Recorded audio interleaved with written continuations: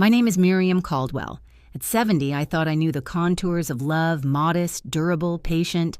I had spent decades feeding people, first through a small catering outfit and later through 100 quiet errands no one recorded.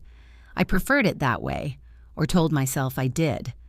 That Christmas Eve in Savannah ran warmer than most. I reached my daughter's house just after noon with gold-wrapped boxes and a tin of cinnamon cookies still fragrant from the night before. Tessa opened the door in a red dress and a smile pulled too tight. "Please, Mom, don't move anything," she said, voice smooth from practice. "Adrian's business partner will be here, and everything needs to look professional." So I didn't move anything. I peeled carrots, folded napkins into neat bows, tied ribbons to the stems of wine glasses. Rosemary and orange peel braided through the air. The children, Juno and Rowan, pinwheeled in and out of the kitchen on gusts of excitement. For a few minutes, I let myself believe we were a family unpinched by pride or debt. When the roast was ready, Tessa dimmed the lights and called everyone to the table. The silver set gleamed the same one I'd given her as a wedding present years ago. I waited until the others had served themselves and reached for the carving knife. Tessa's hand pressed my wrist to the table. "You didn't pay for anything tonight, Mom," she said to the room, smiling as if we were sharing a joke. "So you don't deserve the leftovers." Forks stilled. Adrian studied his plate like it might open a trap door. Juno blinked. Rowan's fork hovered. I set the knife down, folded my hands, and managed, "Enjoy your meal." My voice did not shake. Inside me, something cold aligned itself with a new purpose. By morning, I knew exactly what her sentence would cost her. Savannah's streets were nearly empty when I drove home, gas lamps casting long shadows across live oaks, the turn signal ticking like a metronome in the dark. The porch light flickered when I pulled in, as if the house had been waiting up. I kept my coat on and went straight to the old desk in the corner.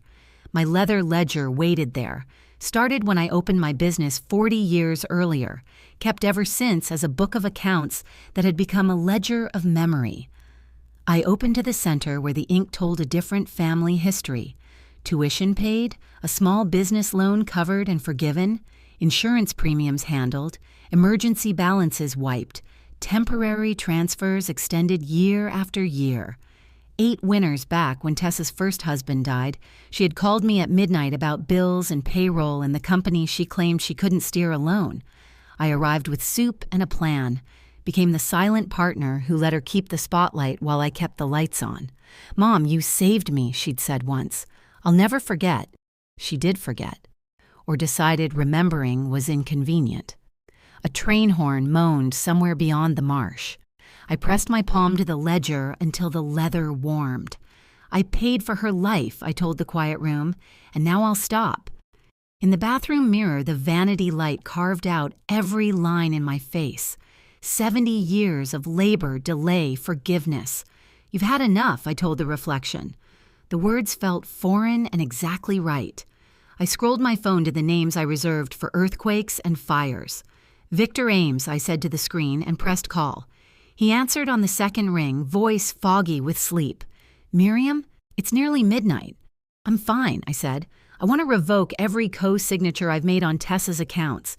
Mortgage, business renewal, everything." He hesitated. "Do you want to think on it until after the holidays?" "I've been thinking on it for 15 years. A pause. Then, "I'll have the papers ready by morning." Next, I called Lila Fenn, my banker. "Freeze all automatic transfers to Tessa," I said.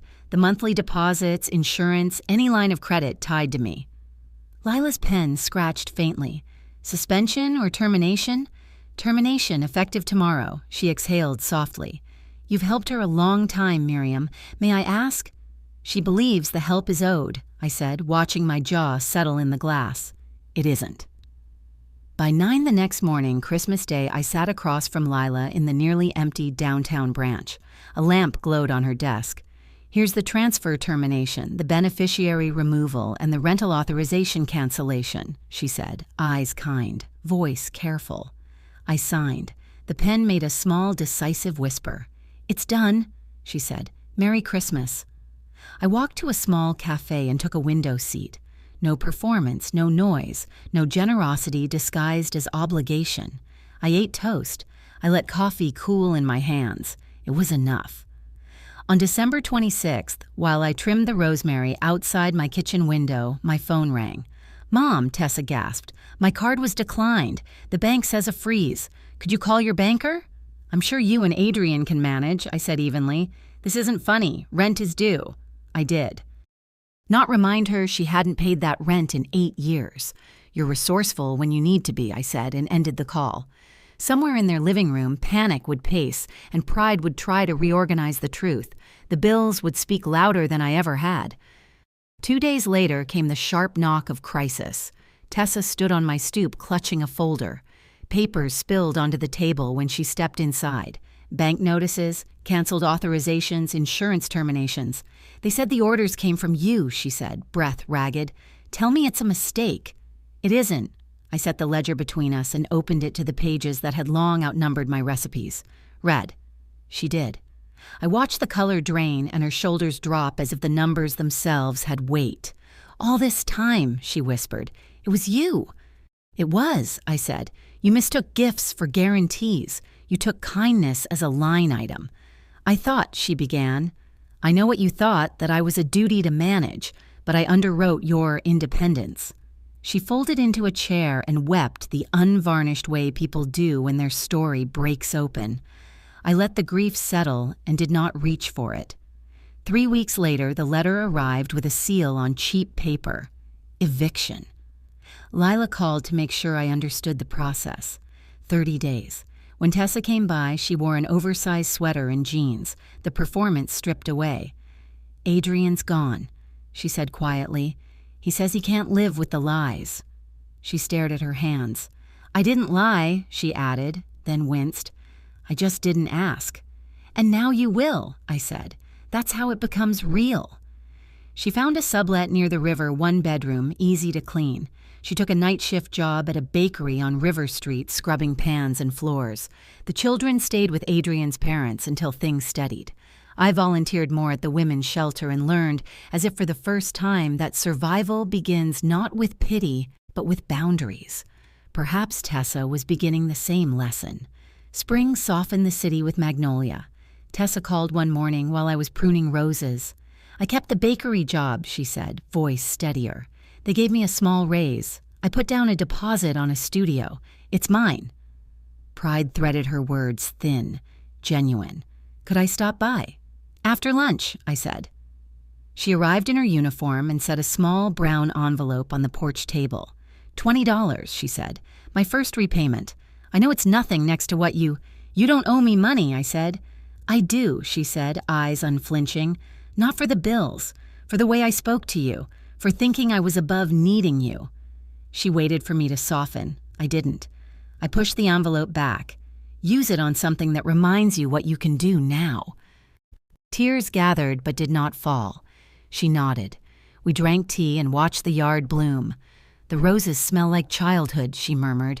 "Maybe you're finally standing still long enough to notice," I said. A year moved in its quiet circle. On the next Christmas Eve, I climbed the stairs of a narrow building on Savannah's south side with a small box of cookies and a restless knot in my chest. Tessa opened the door in a flour-dusted apron. "Come in, Mom," she said, nervous and hopeful. The table inside was bare wood, 2 candles, mismatched plates. Rowan and Juno crashed into my arms, laughing like bells.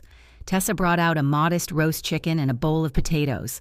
No audience, no performance, just dinner. When we sat, Tessa lifted the serving spoon and met my eyes.